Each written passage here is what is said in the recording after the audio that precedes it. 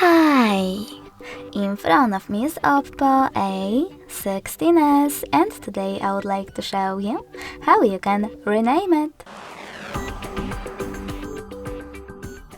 First of all, go into Settings. Now scroll all the way down and click on About Device. From here you need to choose Device Name section and type in whatever you wish to. I will go with Joey.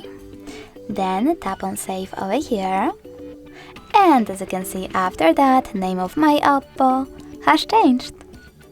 Thanks so much for watching. If you enjoyed this video, smash that like button, comment and subscribe. Bye!